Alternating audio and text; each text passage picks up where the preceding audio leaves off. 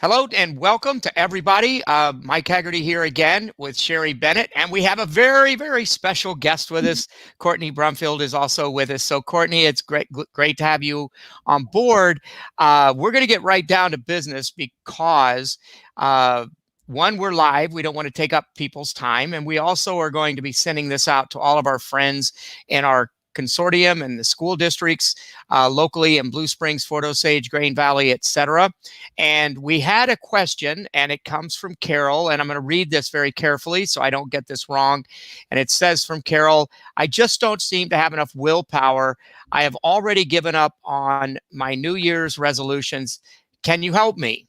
And I'm going to kick it off and then kind of tee it over to Sherri and Courtney. But in regards to willpower, this is my sort of philosophy, is that we rely on willpower way too much, and that willpower is sort of overrated, if you will.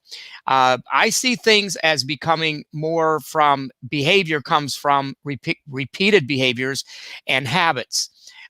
James Clear writes a great book. It's called Atomic Habits, and I think it's one of the best out there on habits. But if we don't develop those habits, it's very difficult to just use willpower day in and day out. And we look at willpower as this unlimited resource of energy. And unfortunately, when it comes to our goals, that's probably not the case. And so I'm going to send it over to Sherri and Courtney. Your thoughts real quick on that. I would just say that when we rely on willpower, we're setting ourselves up to fail, because you're right, we only have a limited amount. And the more times that we let ourselves down or feel like a failure, it starts to really weigh on us mentally. And so then it makes making the next move and changing those health habits even that much more difficult, because you lose any kind of courage and feelings like you're going to be successful. Courtney, any thoughts on that? Yeah, I agree. I love that. And as far as I guess I would also say that when it comes to these habits that we're talking about, we're not just talking about health habits, though health habits are certainly the kind of our thrust and where we focus our attention. But for any type of behavior that we would like to change, just to focus on the idea that if I just leave it up to willpower, it's going to work out. And unfortunately, we tend to fail most of the time when it comes down to leaving it to willpower. And when it comes to like these goals that we're talking about, sometimes when it comes to fitness and health, just doing the smallest thing first.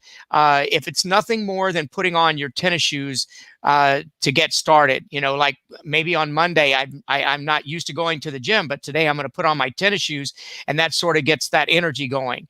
We might do that for a full week before we actually even show up at the door at the gym. When it comes to nutrition, also a big believer that when we put too much stock in the idea that we need to make these dramatic changes, when it should be something very, very small, that if we just get the ball rolling, it creates momentum, excitement, energy, etc. We don't have to rely on that willpower.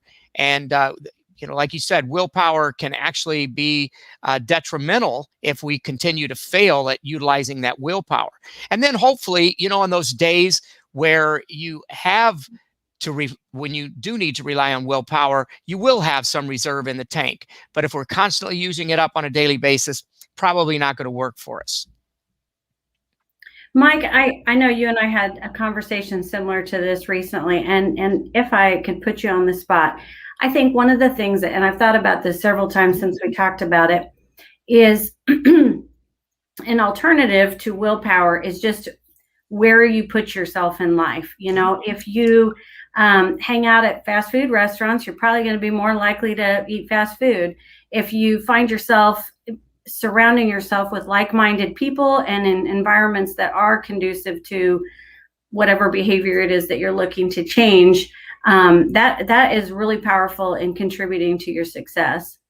100%. And that goes into the idea of taking control of your environment as much more opposed to working on your personal willpower.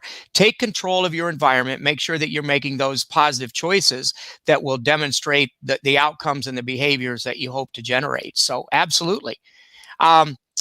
And that's going to push us right up to about our 5-minute mark, unfortunately. But so I guess in closing, real quick, let's work on, moving forward. If there are some things from a health perspective, fitness perspective that you're working on personally, take the smallest step first, create some habits as opposed to trying to have willpower to make the change, and dig into some other resources like the Atomic Habits by James Clear. I think that's one of the very best books out there on habit forming. So I guess we can close it at that. Wish all of our good friends in the consortium a great day, and hopefully we get out of this chill factor that we've been in for the last couple weeks or so. So I've had about enough of the cold weather.